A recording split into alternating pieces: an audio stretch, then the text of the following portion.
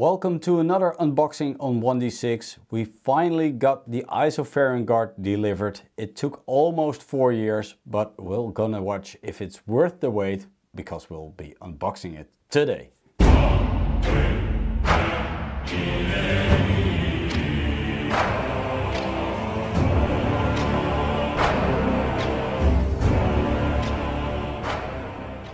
It's quite a big box and it's heavy. It's almost 18 kilos. And let's see what's inside of this box.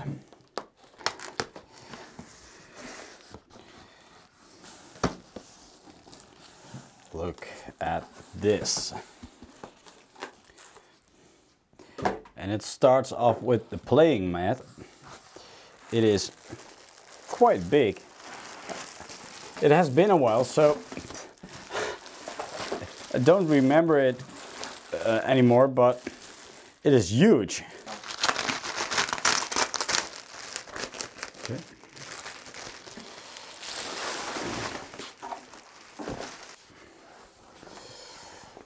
Okay.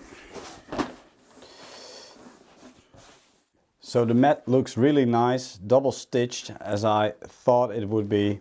And yeah, it's quite thick, so it's good quality, and it's double-sided. So on the back there's a map too. Doesn't look that big, but it's quite nice, quite nice. Okay, let's continue the unboxing. Put it on the side for now.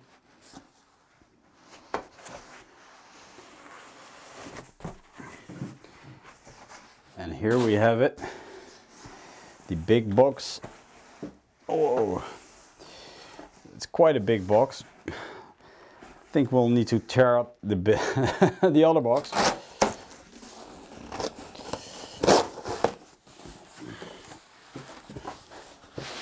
And it's heavy. It's really heavy. So look at the size of this box. It's humongous. It's even bigger than Gloomhaven, I think. And the weight, it's heavy. I hope it would be reduced by unpacking the whole thing, but it's very, very heavy. So let's see what's on the back of this box. And here you can see the map, which was on the neoprene mat. And some of the miniatures and the tokens. Not too much information, but quite alright, I think. Let's open it up. So here we go.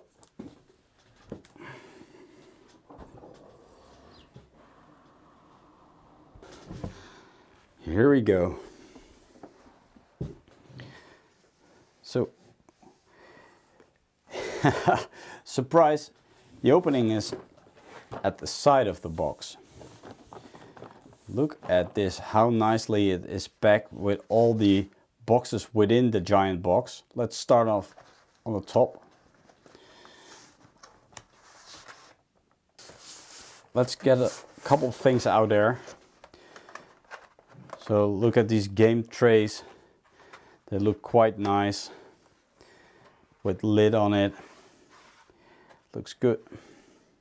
For different characters. This is a 2-player game, so just only 2 of these trays, and then you've got all of these boxes. I will unpack them, put them on the table. Let's continue from there.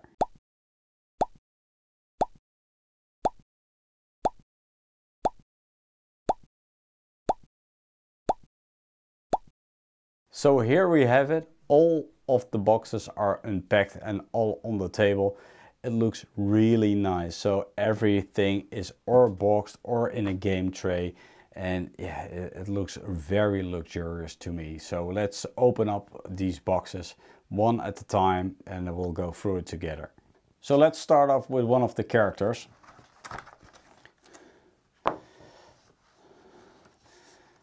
These are quite nice. You can swap out your character to take somebody else. So that's a good thing. It looks pretty decent to me.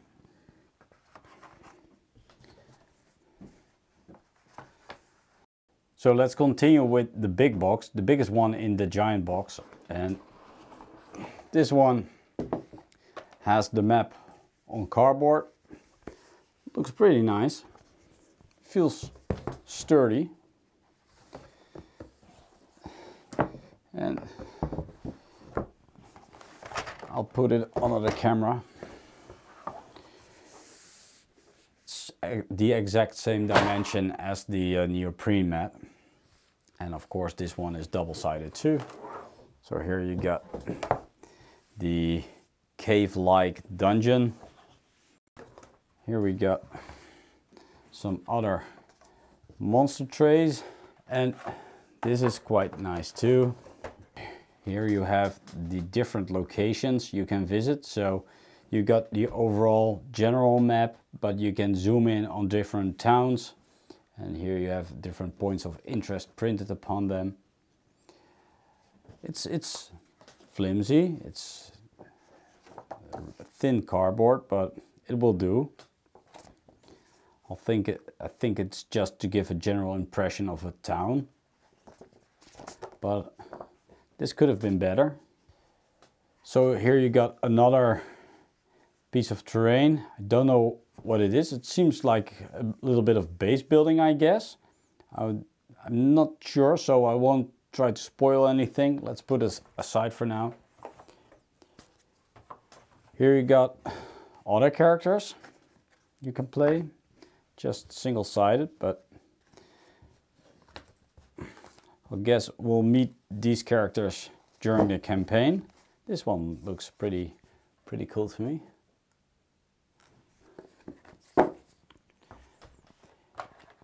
And even more game trays within this box. So a game tray to keep all of your colored cubes.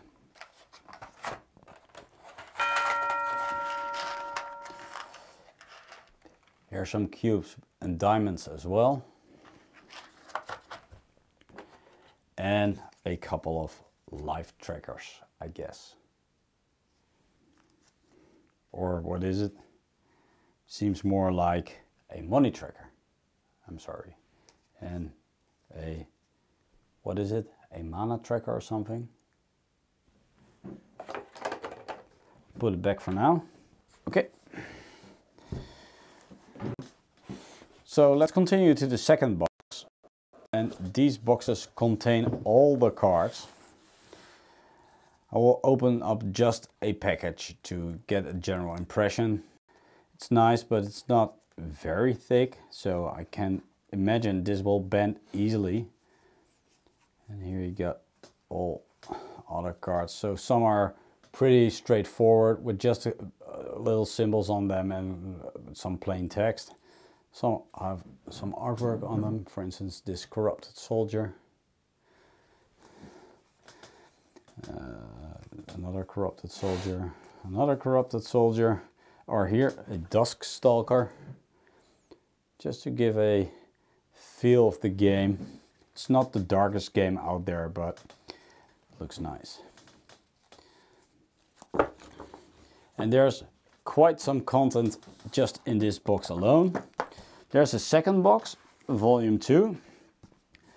But I think what you need to do is put dividers in these boxes to sort things out. Here you got even another lid for this box to sort everything out and make it more accessible during a play session. And I think I'm right about this because here in the back you've got the dividers. So these need to be put between the cards to keep everything.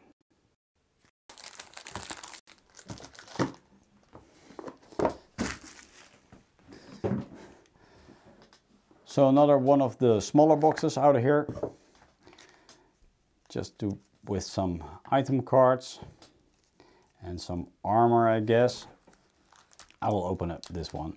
So a little history on this game. I backed this game and it was on Kickstarter during the Truth Fund campaign. And it has some resemblance to the Truth Fund game because this is a back builder as well. And I really doubted if I had to back this game or not, but I'm happy I did, because I think this is more of a experience, more of a deep campaign game than Truthfang is. So yeah, we need to play the game, of course, but all the components suggest this is a rich and deep story to delve in. Look at this. These are all kind of items, and these can be slotted in the player dashboards, of course. So these are armor, for instance, just to give an impression on the artwork.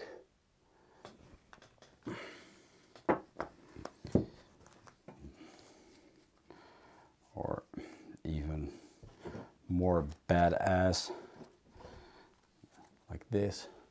Looks like armor of a Dark Knight or something.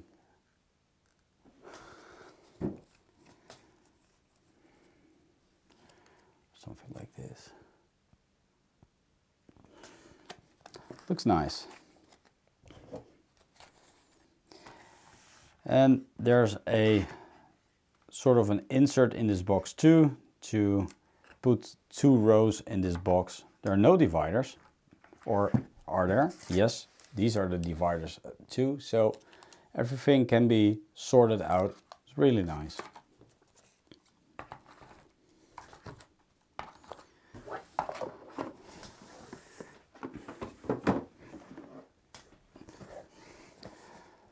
So here we got quite a heavy box. Let's see what's in here. It's all on the front, of course, but there will be a rule book in there. These are the bags. Nice quality, even with the print on them. It was one of the stretch goals, I think. And it's nice. It's not the cheap quality you get from Truthfang. This is really a luxurious kind of game. So I guess a rule summary over here. The rule book.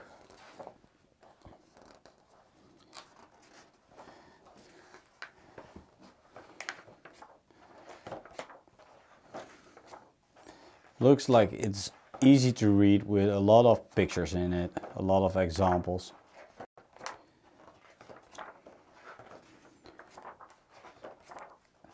Looks like a clean rule book to me. It's got 38 pages, so it's manageable. A reference guide with the different status effects and tells you what it does.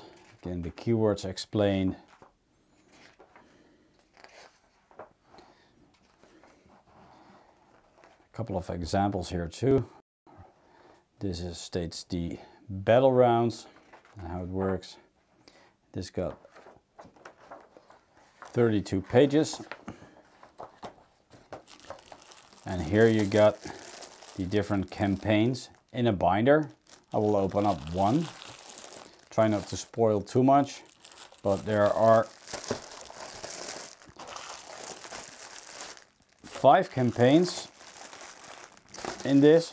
And now I can see where the weight is coming from, because all these booklets add up. An index, don't know what this is, and a quest guide. So let's open up the quests and the campaign book. So let's start off with the campaign book. This is with all the story written into it, and some setups too, I guess, because these state which chips to use. But of course there's also an audio app. This was one of the first games that cooperated with the Foreteller app, and they embedded the Foreteller app within the game. It was actually built around Foreteller to have a game with an audio narration next to it. So this is the quest book. And here you've got several things to keep track of your progress. I don't like this. I would have liked this within the app, because now you're going to damage your game permanently. So yeah, that would have been better in my opinion. I'm really curious to see if all of this text is also within the Foreteller app, or if you have to combine both. So there's just the narration within the audio app and you have to read the quests for yourself or something. I'm curious to see. I think this is pretty straightforward. Not too much of artwork, just plain text out there. It's not that inviting to me. So we kept the best components for the last. These are the miniatures. There are not a lot of miniatures. These are only the characters you play. So, and these are a couple of characters. So for each campaign there's a couple of characters. For instance, these guys. And these are controlled by the 2 players. Or by 1 player if you play by yourself.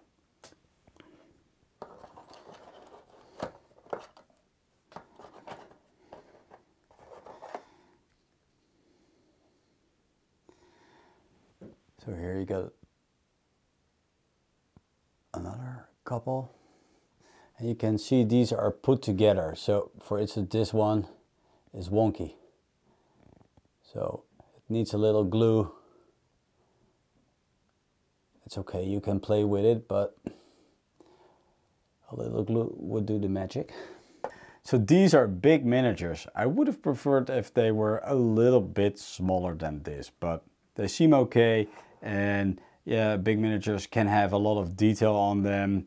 It's okay. I've seen better, but yeah, they will do the job. Okay, and finally we've got the poker-sized chips.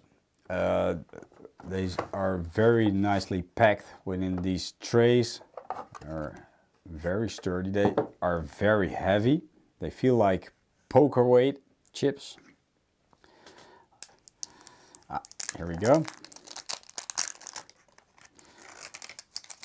Yeah, these are very nice. And what I like, they are pre-stickered, so you don't have to do it on your own. You can pretty much start playing the game right away out of the box. These feel great. It's just a pleasure to do this. It's great. It looks really nice and they're heavy.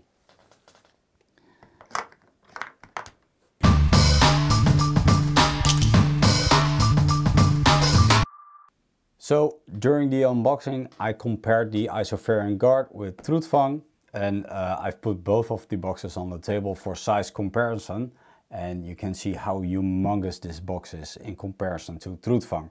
Of course, Truthfang has to deliver several add-ons to the game, so this will grow eventually, but look at these dimensions of these boxes for now. It's quite a difference. So the first impression I have on the Isofarian Guard is that it has a staggering amount of content. It is almost overwhelming. It is pretty decent components and the poker chips are really nice. But if I look into the rulebook and the artwork, I think it's mediocre. I think it's too much generic fantasy to me. But time will tell. We'll need to play this game. It looks very promising for now, better than Truthfang. And we'll have to put it on the table soon so we can give you a playthrough of the video. For now, thank you for watching to this unboxing. Please give us a like or even consider subscribing to the channel if you appreciate what we're doing. Thanks, and I'll see you in the next video.